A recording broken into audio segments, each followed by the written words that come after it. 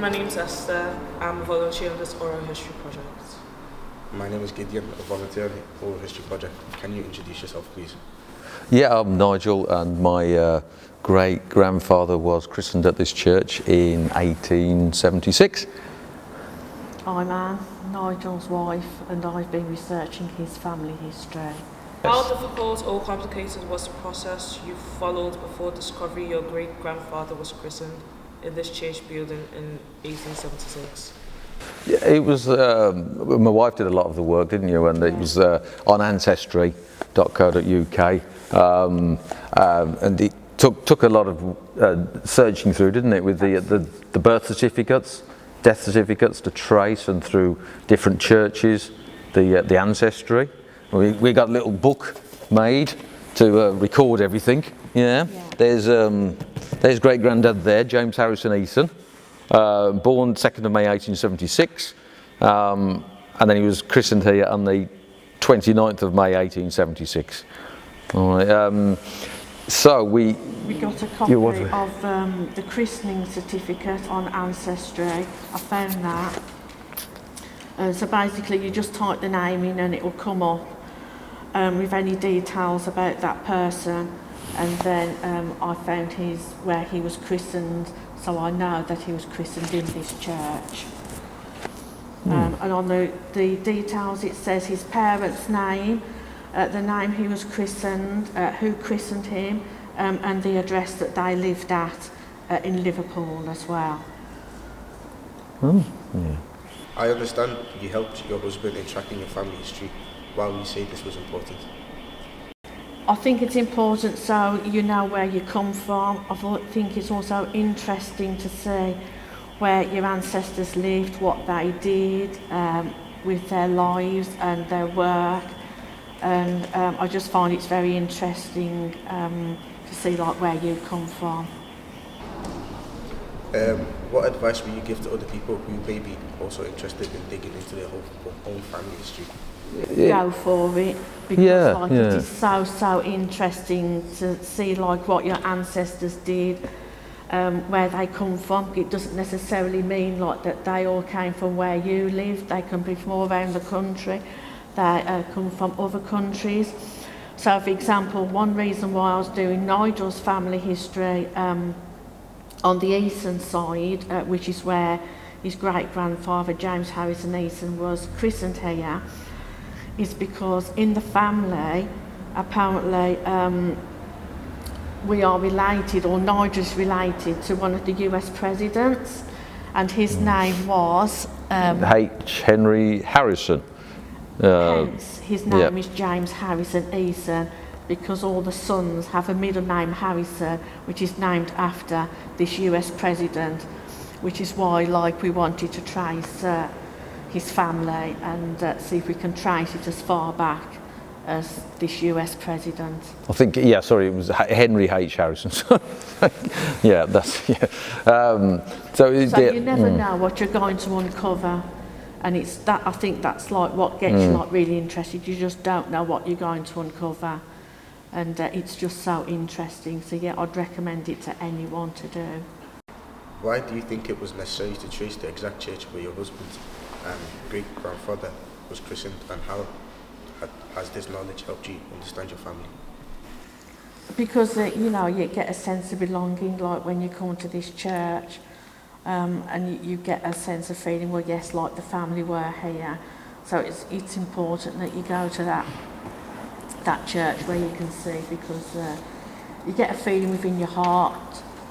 It's hard to explain, but you just get I suppose a warm feeling that yes, like they were here, and that they walked around this church. Yeah, that's it. Yeah, they were here with. They were here with their friends, relatives, and parents, friends and relatives. Yeah. Yes. Where he was christened. So how people would have lived in those times. The singing happened here. The hymn readings. That's what I like. But you can't imagine what it was like. I suppose you can only imagine. Everyone would sort of imagine it differently. Who would stand where, and where they would read, where the congregation would be sitting, where the priest would be, you know.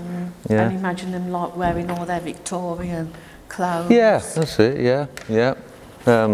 Discovering the information was not sufficient and you eventually wanted to visit the church. How do you feel when you saw the building for the first time? It was very exciting that you knew this was a glimpse back in time of history, that you're looking at something that's been around for such a long time, the building, and how people would have been living in those times, and it's almost like it's there. It's like a glimpse into the past, going back in time. You can imagine how people would have met here and sung praises, and there would have been new life here, and baptisms, you know, marriages, and deaths, and funerals, and people were brought together in a very in a very close environment, you know, and how maybe they would have lived in those times, because we get an idea from you know, the costume dramas on the television, but it's good to sort of that gives you a glimpse, an idea what it would have been like, and how they would have all lived. There would have been, I don't know, no cars. There wouldn't have been any cars, so how would they have got here? They'd have walked here. They'd have horse and cart, maybe. How would they have got here? How would they have all dressed? What hymns would they have sung? Maybe they haven't changed. You know, there's the consistency. Yeah. Nearly everyone went to church in those days. Yes. So the whole community would have been here. Yes. There was more people in those days. Attending. But I know you've got a great Pentecostal church here now, haven't you? So I wish you the very best of luck with that, and I hope it all goes well. Yeah, I just wondered if there's a fund that we could let people know about to help with the restoration of the church, because there's obviously certain parts in need of repair. I just wondered if that just came to my thought, really. I suppose if there's any you know, funding to like a donations place or a Just Giving or something. Yeah, if there is, please let us know. Yeah, because of course my family on my side would be interested in giving, wouldn't they? On the eastern side. Your mum would be very interested. Mum, yeah. Yes. Yeah, Mum went to a Baptist church, wasn't it? In Salt Lake. Yeah, so she went to a Baptist church there, didn't she? So she could well be interested to give some money. I suppose really, if anyone wants to start their family tree, then yes, go for it, because it's so interesting, and it feels like you're living like their lives.